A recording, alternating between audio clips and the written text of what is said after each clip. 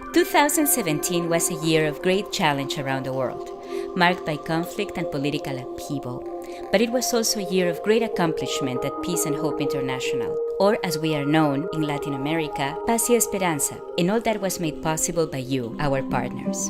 Our efforts in 2017 featured our counseling and workshops in the Andes of Peru, where we helped rural Quechua women exercise their social, economic, and political rights, enabling them to confront gender-based violence through developing small entrepreneurial initiatives oriented to reduce their economic dependency and improve their families' living conditions. We also continue to carry efforts to ensure quality intercultural education for Quechua children. In 2017, Peace and Hope programs in the Peruvian Andes reached a total of 1,642 beneficiaries.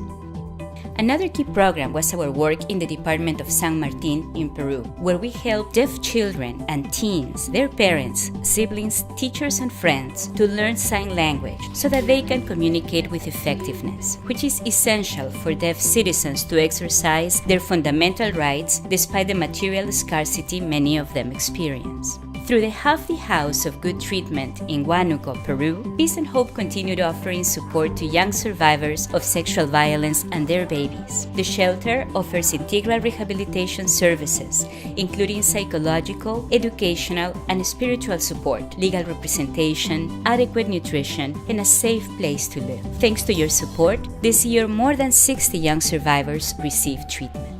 As in Peru, in Ecuador and Bolivia, we continued offering both prevention campaigns against human trafficking and sexual and domestic violence, and individualized attention to victims. Our office in Santa Cruz de la Sierra, Bolivia, intervened in 365 cases of violence, 40% of which were of sexual abuse against children. 4,700 high school students and 40 justice operators participated in workshops focused on sexual violence prevention.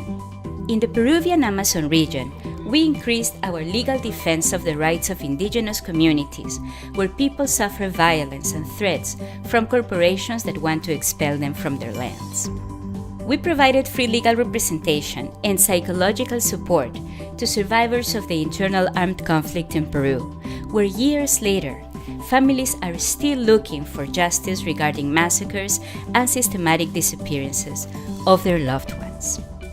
2017 saw one of the worst mudslides in the coast of Peru, affecting tens of thousands of people. While news of other natural disasters around the world were highlighted in the media, this tragedy was largely overlooked. But we brought urgently needed relief assistance and built living modules for the survivors of the mudslides that affected the Peruvian coast.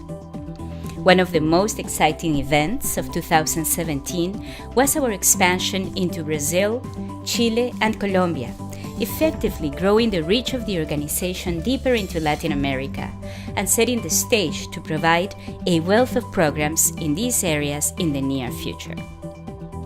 All that we accomplished in 2017 was a direct result of your support.